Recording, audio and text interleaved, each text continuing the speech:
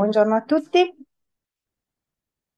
Mi fa piacere essere qui con il mio collega Dominique Frère. Dominique Frère è, faccio prima mi alzo, è un professore dell'Université Bretagne Sud di archeologia e storia antica.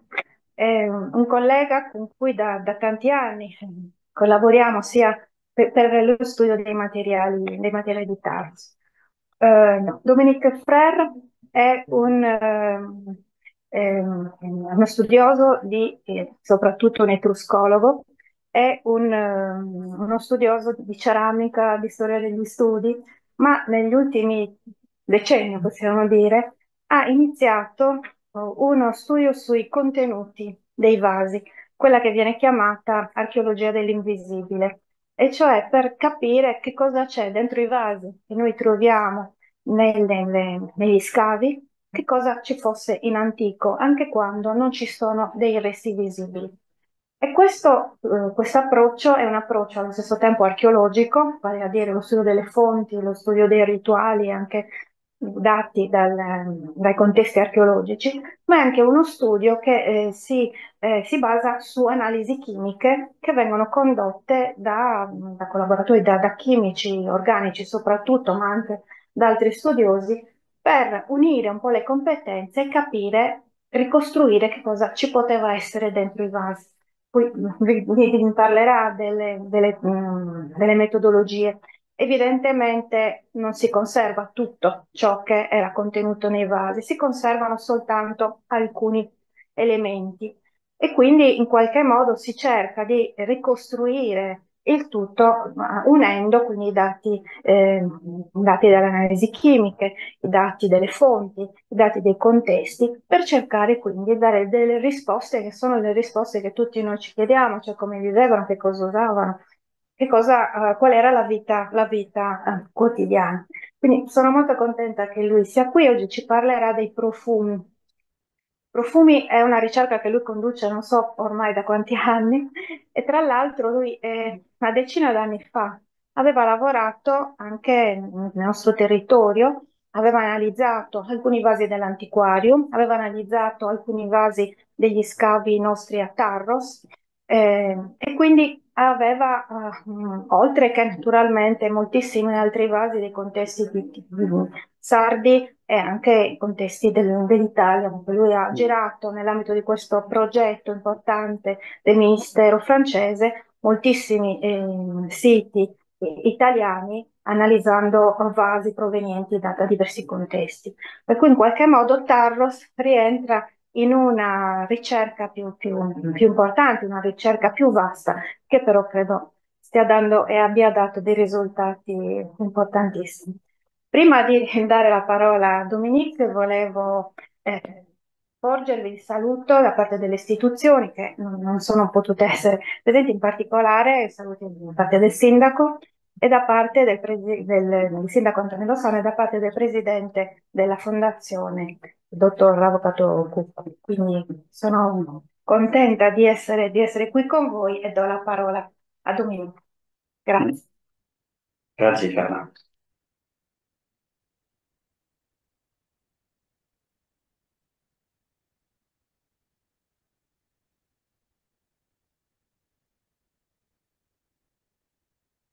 Allora, sono felice di essere a Oristano questa sera perché è in questa città che è iniziata la ricerca sui contenuti delle ceramiche di epoca nuragica e fenicio-punica in Sardegna. È stato l'inizio di una splendida collaborazione con Carla Del Weiss, iniziata molti anni fa e proseguita con la pubblicazione di un libro che è uscito oggi. Sono qui per offrirvi una panoramica della nostra ricerca sul tema del profumo. Inizierò con un'introduzione all'archeologia del profumo, con particolare attenzione al mondo etrusco, che è il mio campo di ricerca, per poi passare alla prima parte, che descriverà le nostre conoscenze sul profumo antico, basate su diverse fonti e su dati di laboratorio. Nella seconda parte mi soffermerò sul caso del profumo in Sardegna. 2 mesi fa, uno studio scientifico ha riscosso grande successo nella stampa internazionale. L'articolo, pubblicato sull'Oxford Journal of Archaeology, affronta la questione dell'odore emanato dalle statue antiche. Le fonti testuali e le analisi di laboratorio attestano che le rappresentazioni in legno, pietra e metallo di divinità e personaggi illustri erano ricoperte di pitture e doratura, ma anche di oli profumati. Il profumo conferisce alla statua un'aura luminosa e fragrante, una parte di divinità grazie alla presenza silenziosa ma viva di effluvi degni dell'Olimpo. Il potere degli odori, la potenza dei profumi, questo è il tema della mia presentazione. Prenderò come esempio la civiltà etrusca, una delle prime grandi civiltà europee che ha segnato la storia del Mediterraneo occidentale e, come vedremo, la storia della nascita della profumeria in Europa. Le statue non erano solo profumate, ma anche adornate con corone di fiori che richiamavano la bellezza e i profumi dei prati fioriti. Lo stesso valeva per i partecipanti al banchetto. Il banchetto etrusco riuniva uomini e donne dell'aristocrazia attorno al consumo ritualizzato del vino. Ma, come mostrano queste immagini, dalle tombe aristocratiche di Tarquinia, il profumo, in 2 forme diverse, è presente. È presente nel banchetto. Una forma solida, gomma a resine da bruciare, nella grande scatola, e una forma liquida, nel grande balsamario o alabastrone, il cui contenuto veniva versato dai servi sui capelli dei commensali. Si può notare le grandi dimensioni del vaso, che era in alabastro o metallo, e il bastoncino o agitatore in osso, avorio o metallo, per mescolare il profumo, prelevarlo e versarlo sui capelli. Sempre nel contesto del banchetto, ma il banchetto dell'Aldila, che riunisce nella morte gli sposi legittimi, abbiamo il gesto della donna che versa il profumo sulla mano aperta del marito, un gesto rituale che simboleggia l'immortalità della loro unione, ma anche la continuità, oltre le generazioni, della famiglia aristocratica, la gens. Il vaso di profumo manca nel famoso sarcofago degli sposi. Lo stesso vale per l'altro esemplare conservato nel Museo di Villa Giulia a Roma.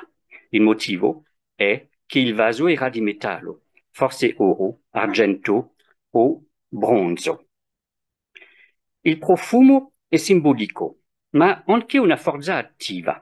Segna la continuità da una generazione all'altra, ma anche la separazione tra i vivi e i morti durante i rituali funebri. Su questa lapide funeraria 2 donne diffondono profumi intorno al corpo della defunta, più precisamente vicino al suo viso, mentre una terza donna usa un ventaglio per concentrare i profumi verso il cadavere. Un dettaglio spesso ignorato ma significativo. In disparte dal gruppo femminile un uomo. Quest'ultimo compie i gesti rituali del lutto, ma porta la mano destra al viso e si tappa il naso. Sono le donne che hanno il compito di lavare e profumare il corpo del defunto e solo le donne possono assumersi la macchia della morte e i profumi che annunciano il contatto con l'aldilà. Durante i rituali funebri, gli oli profumati simboleggiano lo status futuro dei defunti, che raggiungeranno gli antenati della famiglia. Ma il profumo agisce anche per il viaggio del defunto verso l'aldilà. L'asa è una divinità etrusca alata e profumata, guida e protettrice dell'anima del defunto, la cui missione è quella di portarlo alla sua ultima dimora. sono i profumi che conducono il defunto verso il regno dei morti. Si noti il bastoncino di profumo, identico a quello visto nella scena del banchetto. I rituali profumati non riguardano solo i funerali, ma continuano anche durante le visite alla tomba. Ne abbiamo numerose prove nelle tombe aristocratiche di famiglia, dove il profumo era oggetto di una vera e propria messa in scena. Profumi esotici provenienti dalla Grecia, dall'Egitto e dalla Siria e profumi di produzione locale. La porta della tomba viene cosparsa di profumo. Si fanno libagioni profumate al defunto e si bruciano resine. Nelle tombe etrusche sono presenti molti balsamari, in ceramica, in faience, in pasta di vetro, e molti di questi piccoli vasi sono modellati a forma di animale, di testa di guerriero, di testa femminile, di divinità, di piede maschile o di gamba maschile, veri e propri capolavori in miniatura dell'arte ceramica. In tutta una parte del Mediterraneo abbiamo una varietà straordinaria e molto inventiva di forme di vasi per profumi.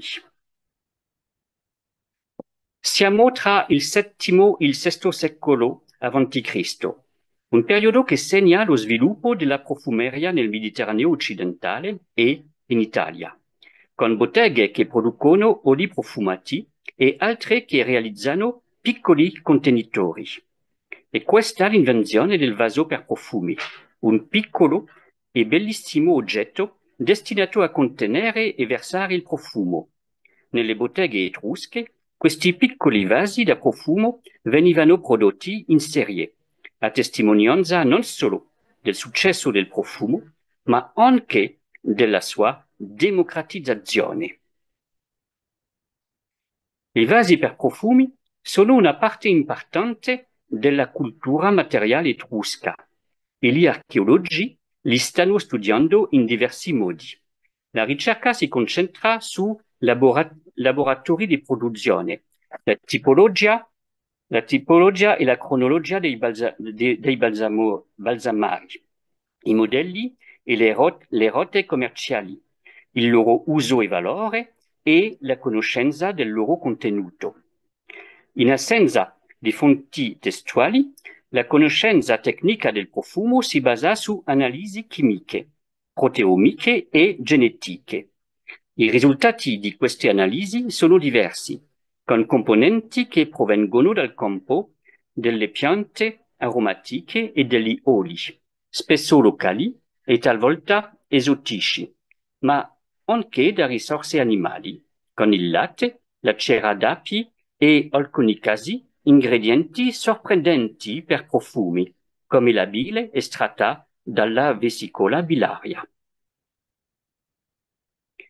Questi risultati attestano che i profumi etruschi erano, in epoca arcaica, tra il VII e il VI secolo, dei farmaca, cioè prodotti aromatici e medicinali, concepiti per conferire buoni odori degni della divinità e fornire protezione magica e terapeutica. La statuetta di sinistra raffigura una donna che versa in un piccolo vaso a profumo il latte materno, prodotto di grande valore simbolico che è componente di varie sostanze medicinali. A destra, una donna aristocratica versa il profumo nel palmo della mano sinistra. La donna indossa inoltre una collana, la cui grande perla centrale è anch'essa un vaso per profumo. In questo modo, il profumo, vicino al viso, la protegge dai cattivi odori e dalle influenze negative. Una cosa è certa, le donne hanno avuto un ruolo centrale in questa bella storia della nascita della profumeria in Italia e nel Mediterraneo occidentale. Adesso vado a presentare la prima parte, dalle fonti storiche e archeologiche ai dati archeometrici. E grazie a una combinazione di fonti e dati di laboratorio che aumentiamo costantemente la nostra conoscenza dei profumi antichi. Queste fonti e dati sono i seguenti: le fonti scritte con le fonti letterarie, le iscrizioni epigrafiche, le fonti iconografiche con le immagini greche, le immagini etrusche, le immagini fenicie e puniche, le fonti archeologiche, il materiale archeologico e gli scavi di profumerie e le analisi chimiche e per finire l'archeologia sperimentale. Allora, le fonti letterarie. Dall'VIII secolo al V secolo e dall'VIII secolo avanti Cristo al V secolo d.C., numerosi autori greci e latini hanno scritto sul profumo. Sull'aspetto tecnico della profumeria, i più noti sono Teofrasto, Apollonius, Dioscoride e Plinio il Vecchio. Il miglior conoscitore delle fonti letterarie sul profumo antico è un collega dell'Università della Calabria, Giuseppe Squillace, e raccomando i suoi numerosi libri sull'argomento. E con solo due libri di Giuseppe Squillace. Secondo le fonti letterarie, gli elementi principali di una materia grassa profumata sono quindi costituiti dal succus, ovvero l'essenza del profumo, e dal corpus, che ne costituisce il supporto. Le altre sostanze sono secondarie, ma possono interagire con la base profumata per modificarne la fragranza o l'aspetto materiale, la consistenza e il colore. Al corpus e al succus si aggiunge un fissativo e un conservante, che spesso è la stessa sostanza, ovvero il sale, ma anche oleoresine, come le resine di conifere, ad esempio, e infine un colorante, come l'ancusa, un piccolo radice che dà un colore rosso porpora. Le fonti epigrafiche. Le iscrizioni epigrafiche sono relativamente limitate per il profumo, con le iscrizioni funerarie della Corporazione dei Profumieri della fine della Repubblica e dell'Impero e le iscrizioni sui vasi da profumo. Ecco due iscrizioni su vasi etruschi del V secolo avanti Cristo, due vasi del Museo del Louvre. Si tratta di lichitoi con decorazione lineare dello stesso tipo, ciascuno dipinto con una semplice parola che si riferisce al suo contenuto.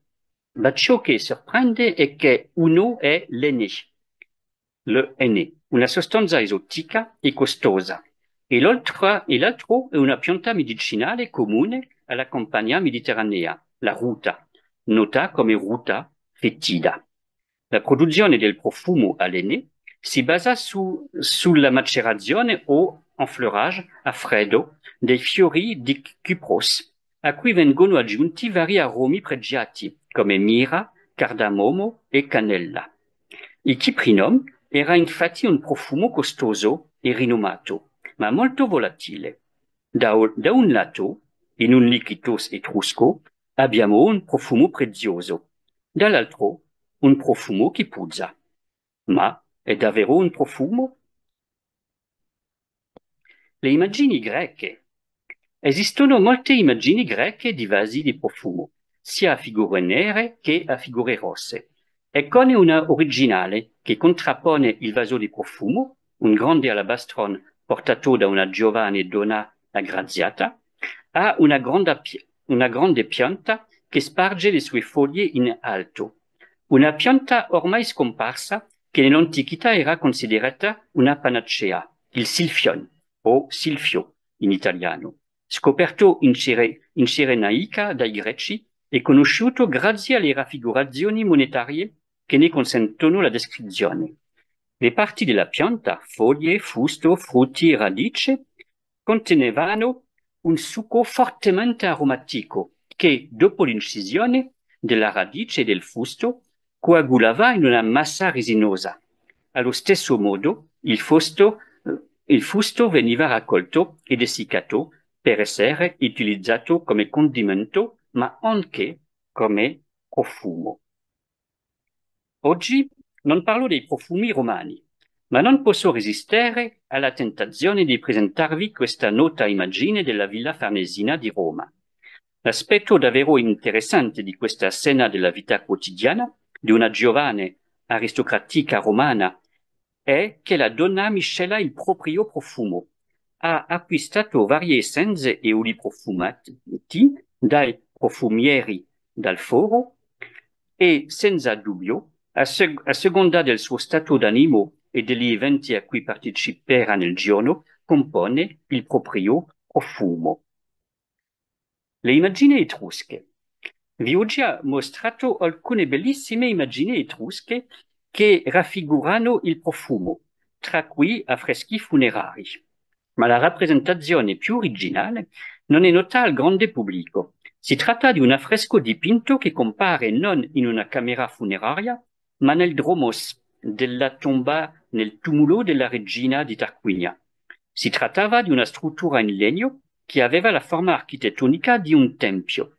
Si trattava infatti di un tempio funerario, dove si svolgevano i riti familiari in onore del defunto. L'immagine è mal conservata, ma è ancora possibile distinguere una persona in piedi davanti alla porta della camera funeraria, che regge due vasi di profumo ben noti nella ceramica etrusco-corinzia. Uno dei vasi è tenuto nella mano destra chiusa e l'altro è sospeso a una cinghia tenuta con la mano di sinistra. Questo metodo di utilizzare e trasportare piccoli vasi di profumo per mezzo di una cinghia attaccata al polso è ben noto nel mondo greco. Il gesto di visitare la tomba consisteva nell'imbrattare la porta della camera funeraria con profumo, per segnalare la presenza silenziosa ma profumata del defunto e la sua partecipazione al rito. E le immagini fenicio-puniche. Una scena funeraria proveniente da Sant'Antioco è molto originale. Sul pilastro centrale di una tomba, un uomo punico, vestito in stile egiziano, è raffigurato mentre porta un vaso di profumo alla maniera greca, cioè appeso al polso. Si tratta di un vero e proprio patchwork che dimostra che la Sardegna fosse al centro degli scambi mediterranei, con una varietà di influenze. Vedremo che queste influenze si applicano anche alle fragranze e alle sostanze profumate. Il Mediterraneo arcaico è un mondo intenso di scambi commerciali. I vasi da profumo erano una delle tante merci che si spostavano da un capo all'altro del Mediterraneo, con laboratori nella Grecia, come Corinto, e nel Mediterraneo orientale, come Cipro e Rodi, così come nel Mediterraneo occidentale, nelle città greche, etrusche e fenicie. Le forme e le decorazioni di questi piccoli vasi sono molto varie e originali e possono consentire all'acquirente di identificare il contenuto, come questo balsamario corinzio, la cui imboccatura fa riferimento a una capsula di papavero. Su quest'altro arribalos corinzio è ancora presente un tappo di piombo. Si tratta in realtà di un beccuccio. Su quest'altro arribalos corinzio è ancora presente il tappo di piombo. Quello è vero raro. Si tratta in realtà di un beccuccio con due fori per fare uscire l'olio profumato. Sebbene i vasi di profumo fossero molto numerosi a partire del VII secolo, conosciamo solo pochi laboratori del periodo ellenistico e romano. Infatti, il motivo per cui non sono state identificate profumerie del periodo arcaico è che all'epoca le attrezzature per la profumeria erano realizzate in ceramica ed erano identiche a quelle utilizzate in cucina. Possiamo fare riferimento a una scoperta eccezionale fatta da un team italiano sull'isola di Cipro, una profumeria dell'età del bronzo, improvvisamente abbandonata in seguito a un terremoto. Sono stati scoperti dei recipienti ancora in loco che venivano utilizzati per produrre oli profumati tramite la macerazione, ma anche la protodistillazione. È stato portato alla luce un alambico in ceramica. Possiamo utilizzare i numerosi vasi di profumo per effettuare analisi chimiche del loro contenuto, utilizzando la gas cromatografia accoppiata a uno spettrometro di massa. Alcuni di questi vasi hanno ancora il loro contenuto in forma solidificata, ma anche quando il contenuto è scomparso, queste analisi sono efficaci. Ad esempio, abbiamo realizzato un programma di analisi di numerosi arribali d'alabastri provenienti dalla necropoli della Banditaccia a Cerveteri, con risultati sorprendenti che non sempre corrispondono alle fonti testuali. Abbiamo ad esempio resine di conifere, pecce di conifere, ma anche un altro catrame vegetale come la pecce di betulla. Abbiamo vino o aceto, latte, miele e cera d'api e essenze mediterranee come il cisto labdano, il mirto, la salvia. Per concludere questa parte, la nostra ricerca ci ha portato a passare dalla teoria alla pratica e a realizzare profumi ciprioti ed etruschi utilizzando le nostre varie fonti e i dati di laboratorio. Utilizzando repliche in ceramica, abbiamo realizzato oli di oliva profumati con foglie di mirto essiccate, foglie di alloro e salvia fresca e dessiccata. Si tratta della tecnica dell'enfleurage o macerazione a freddo e a caldo. Abbiamo anche provato la protodistillazione con un alambico in ceramica replica. Dopo molti tentativi infruttuosi, siamo riusciti a realizzare un profumo di rosa, un distillato di rosa molto gradevole, fine e delicato. È importante notare che gli oli essenziali non esistevano nell'antichità. Adesso la seconda parte. Dunque dal mondo nuragico al mondo fenicio e punico, i profumi della Sardegna. E presenterò ora i nostri risultati sul contenuto dei vasi di profumo della Sardegna, Fenicia e Punica. Grazie a Carla Del Vais ho potuto scrivere un breve articolo in italiano su questo tema nella bella pubblicazione collettiva che ha curato con altri colleghi. Abbiamo prelevato campioni dai musei di Carbonia, Cagliari e Oristano. I campioni sono stati prelevati da vasi di faience egiziani, da arribali etruschi, corinzi e laconici, da vasi in pasta di vetro, da brocche a fungo puniche e bottle oils fenicio-puniche.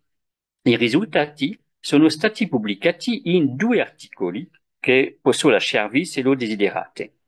I balsamari egiziani, corinzi ed etruschi mostrano gli stessi profili in termini di contenuto: latte, olio d'oliva quando può essere identificato e più raramente l'olio di ricino in balsamari egiziani.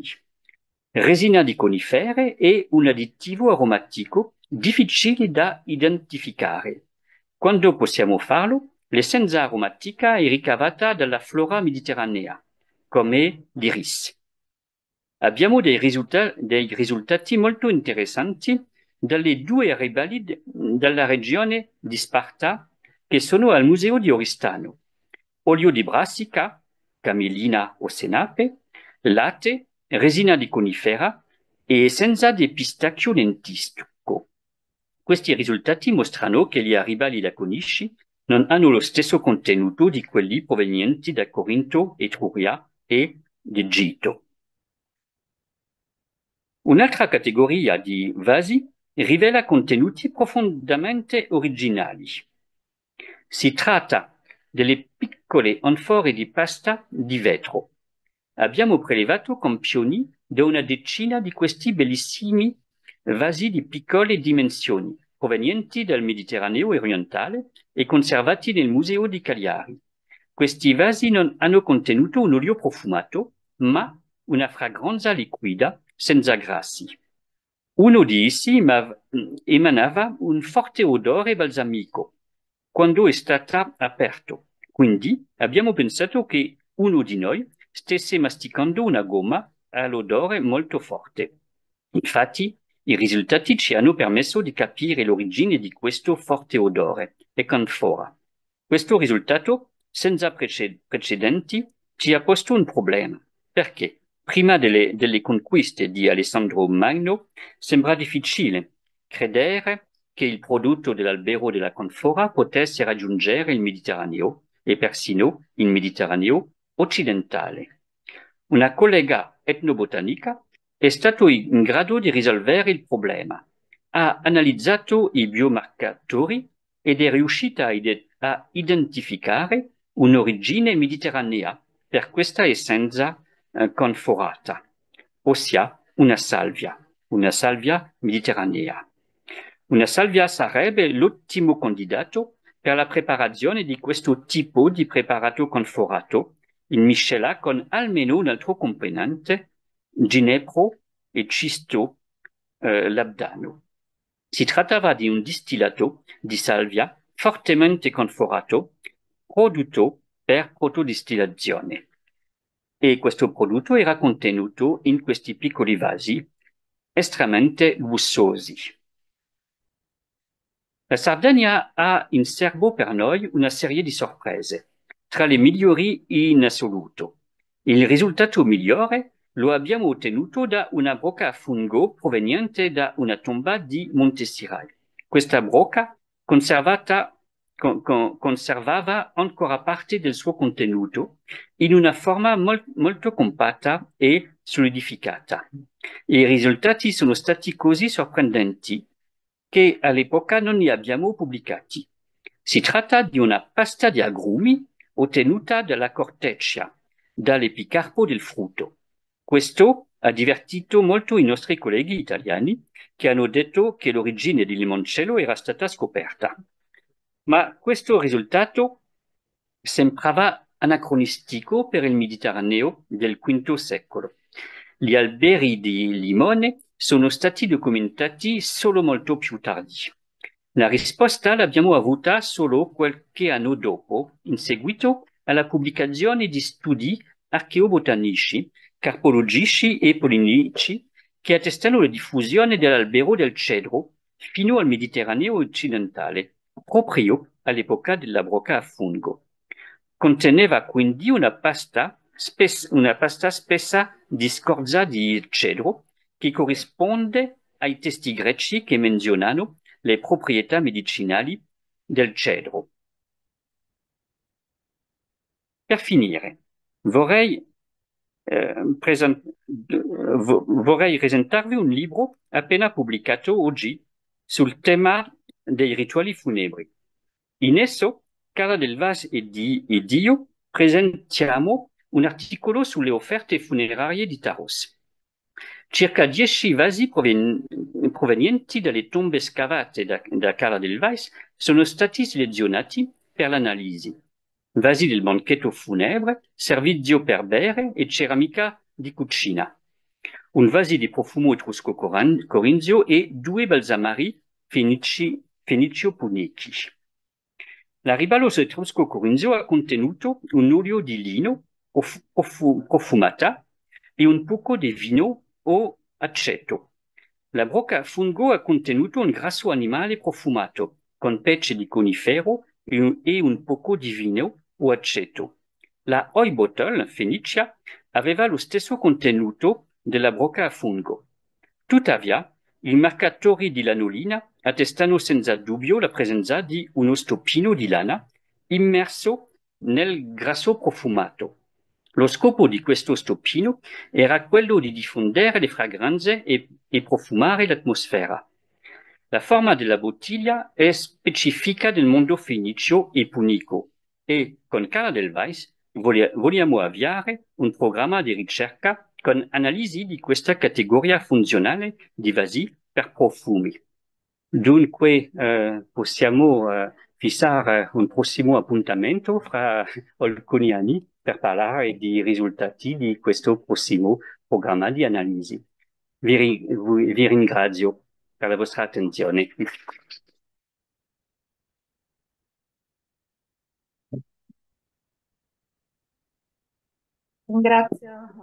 Ringrazio Dominique per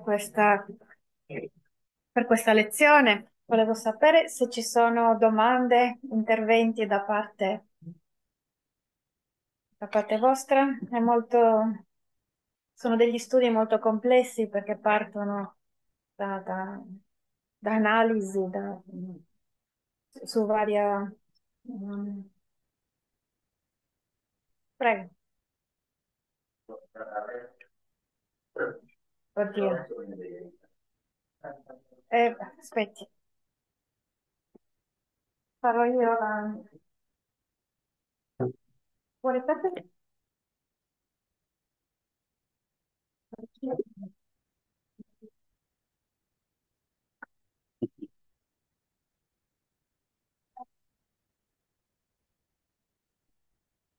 Grazie al professore perché sono insieme di profumi. La mia era una battuta, ma anche un ringraziamento per lei, per la sua semplicità come ha esposto questa relazione. Dove posso trovarmi in vendita?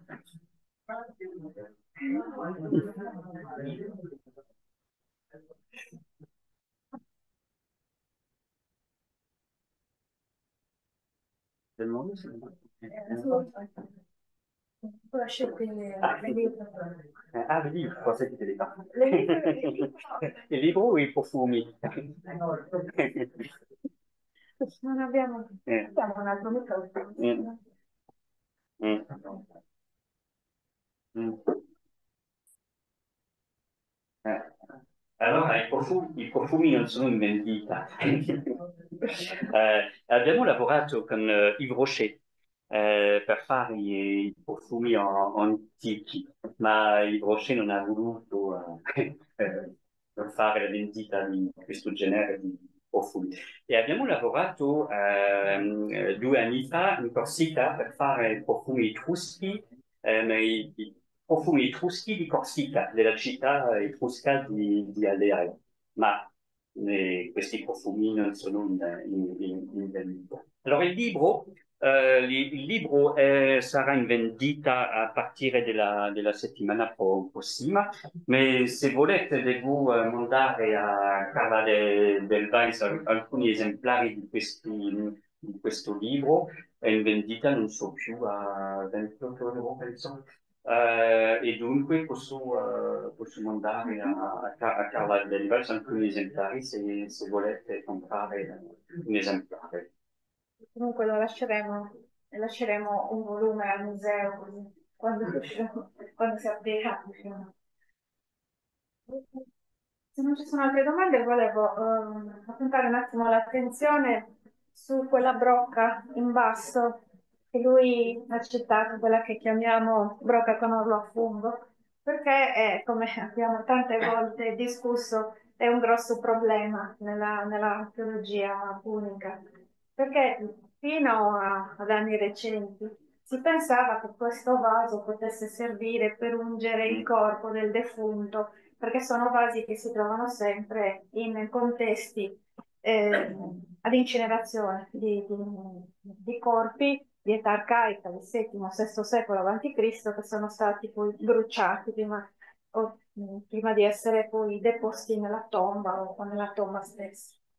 E quindi si pensava a questo. Poi, a seguito delle scoperte che sono state fatte soprattutto in Oriente, nella necropoli di Tiro, da parte della collega spagnola Maria Eugenia Aubet, poi del suo allievo Paco Núñez, Francisco Núñez Calvo, si è cominciato a pensare anche con altri studiosi che questo vaso potesse non essere funzionale al, al funerale, quindi alla preparazione del defunto, ma potesse servire per un rituale durante il funerale, dopo che cioè il defunto era stato già cremato, e in particolare nella consumazione rituale del vino. E ci sono delle immagini iconografiche di questo tipo in Oriente e poi anche a Tiro ci sono proprio vasi di questo tipo. In particolare nei corredi punici, nei corredi arcaici, fenici, ma anche punici, questo vaso è sempre associato ad un vaso per versare. Quindi l'ipotesi che adesso, su cui stiamo lavorando con Dominique, è che il vino, la brocca per versare contenesse il vino.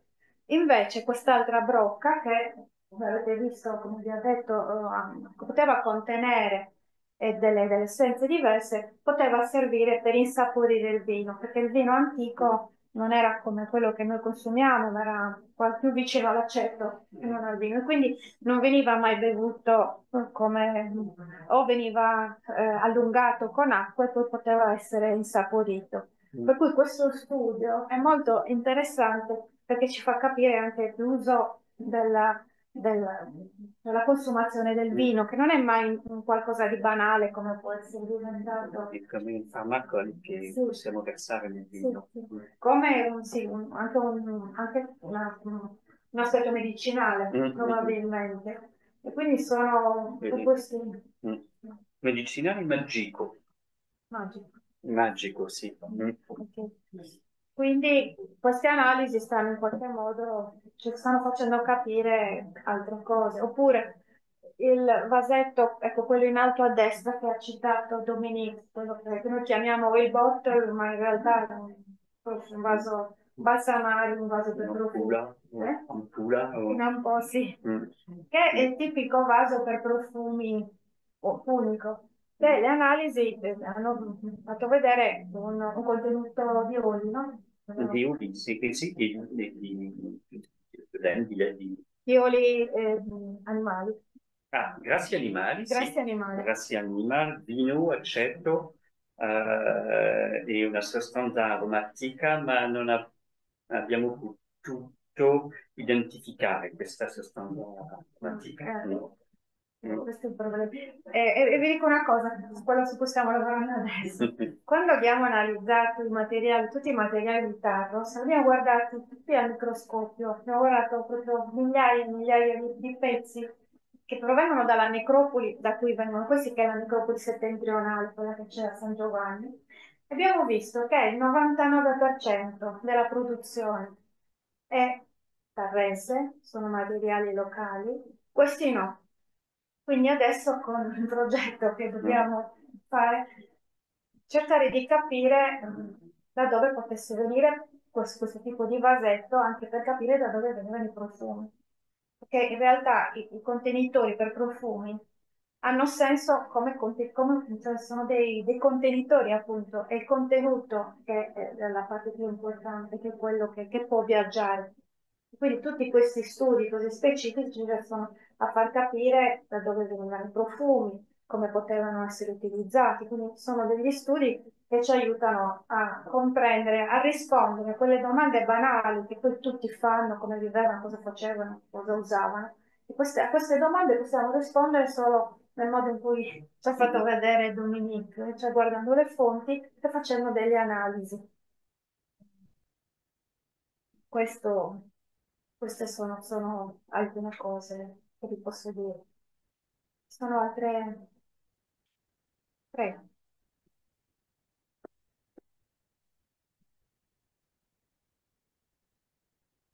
Lei ha parlato di un'accelerazione, no? Sì, un'accelerazione. Per la produzione. Naturalmente quando si parla di un'accelerazione si pensa all'alcol molto spesso, no?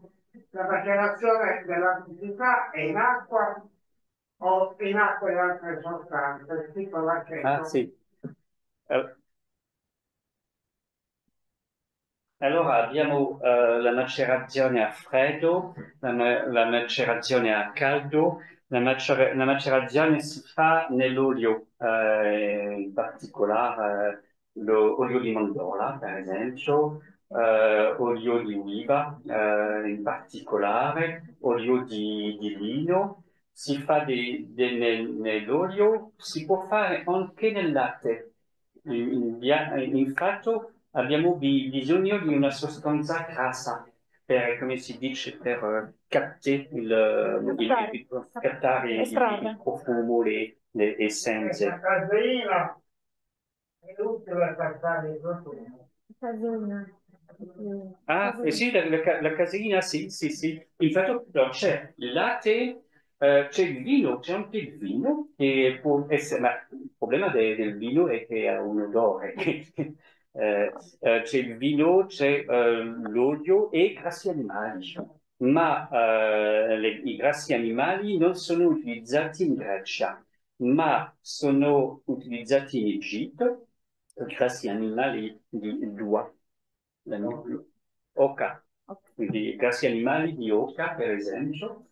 Ma nel mondo greco non è utilizzato, non sono utilizzati i grassi animali. Sono oli e in particolare olio di oliva. Ma nel mondo punico grassi animali sono utilizzati per la macerazione, si dice l'enfleurage che si fa, e questa è una tecnica che fu ancora utilizzata, per esempio, nella città di Grasse, dunque nel sud della Francia, per il profumo alla rosa, per esempio, con grassi animali, ma adesso no, non è più utilizzato. E dunque abbiamo una storia dell'utilizzazione di grassi animali che va dall'età del bronzo fino al Novecento e fino dopo la seconda guerra mondiale. Ma adesso penso che nessuno utilizza ancora i grassi animali, penso, non so. E dunque, olio, grassi animali, latte, vino. E può corrispondere ai nostri risultati, o c'è latte o c'è vino, dunque, per esempio. E il miele, anche il miele.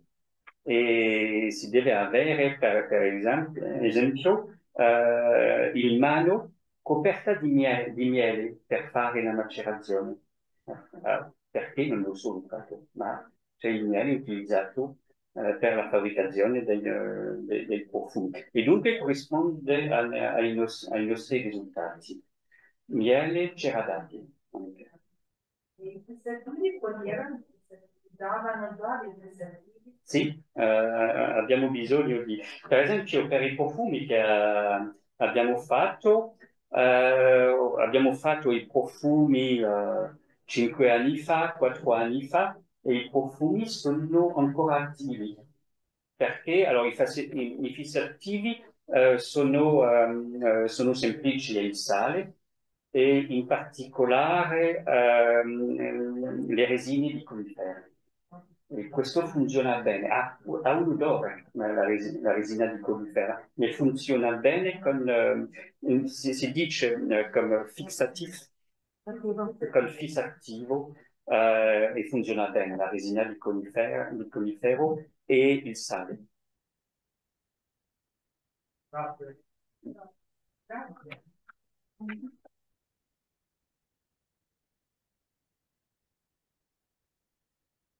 Ci sono altre domande? Una te la voglio fare io. Perché oggi non ci ha parlato, lui ha fatto anche le analisi delle brocche ascoidi dei vasi nuragici che sono all'antiquarium. Non sono pertinenti ai profumi, però sono interessanti e quindi volevo che ci parlasse di questi risultati perché sono di grandissimo interesse. Sì, infatti abbiamo iniziato a lavorare in Sardegna perché io lavoro sul mondo etrusco e villanoviano e nelle città, non nelle città, ma nei siti villanoviani abbiamo le brocche sarde, abbiamo le brocche sarde nuragiche. Brocche sarde importate in Italia peninsulare, ma anche imitazioni di brocche sarde nel mondo villanoviano. E volevamo sapere che c'è come contenuto in queste brocche sarde. E dunque abbiamo analizzato dunque le brocche sarde del Museo di Firenze, ma siamo venuti in Sardegna per lavorare e analizzare il contenuto delle brocche sarde della Sardegna, e non solo le brocche sarde, ma a Oristano c'è anche una fiasca di Pellegrino, nuragica, vero interessante, una bella fiasca del Pellegrino, e questo genere di vaso, le fiasche del Pellegrino, sono vero interessanti. E io pensavo che era il profumo che era in queste brocche, e nella fiasca di Pellegrino. E infatti no, è il vino.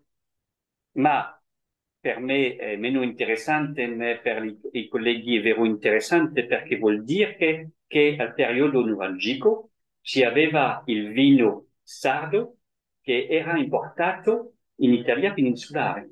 E questo è vero interessante nel campo degli scambi prima dell'arrivo dei Greci.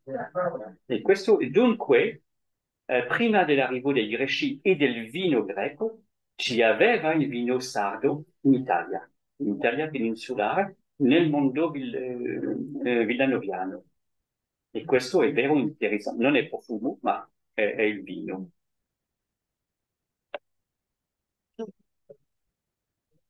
Grazie dunque Dominique, se non ci sono altri interventi, altre domande, chiuderei qui la serata ringraziando la Fondazione, tutto il personale che ha organizzato, tutto anche l'aspetto tecnico, grandissima perizia, quindi ci ha permesso anche di andare online, e questa conferenza si potrà vedere anche dopo su YouTube nel canale dell'Antiquarium, quindi se volete rivederla è lì.